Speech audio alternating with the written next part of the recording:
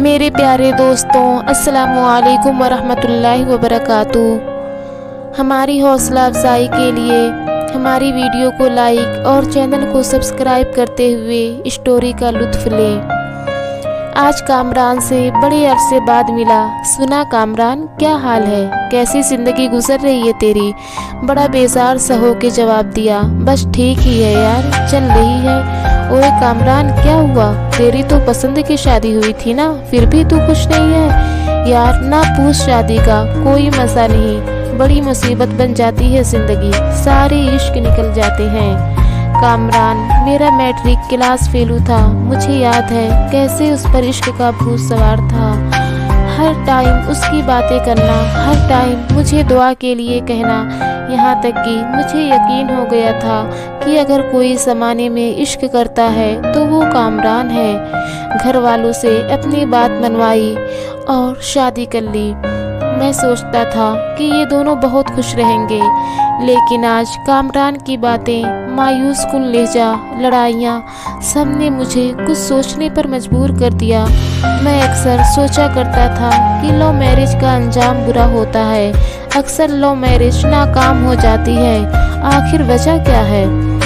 बात वही आ जाती है कि इश्क और मोहब्बत सब झूठ होते हैं। वजह वही है कि इश्क होता ही नहीं है, बस जिस्म की तलब होती है, सिर्फ और सिर्फ जिस्म की तलब। जुमले थोड़ा सख्त हैं, लेकिन माफ़ कीजिएगा।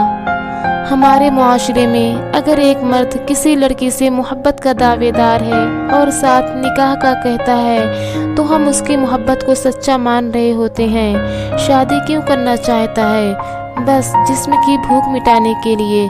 ये भूख जब मिट जाती है तो वही औरत बोझ बन जाती है। हमारे मुआशरे की एक तल्ख हकीकत है कि यहाँ शादी का मतलब भी सिर्फ और सिर्फ जिस्म और हवस को पूरा करना है। औरत को सिर्फ उस काम के लिए हासिल किया जाता है। शादी का मकसद सिर्फ ये नहीं कि औरत आपके बिस्तर तक आएगी। एक पार्टनर, एक राजदान, एक अच्छा साथी शादी के बाद बीवी होती है। ऐसा ताल्लुक बनाएं कि हर मुश्किल में वो आपके साथ हो जिससे आपने शादी की है। आपको हौसला देने वाला मिलना चाहिए निकाह की सूरत में, तब आपको शादी बोझ नहीं लगेगी।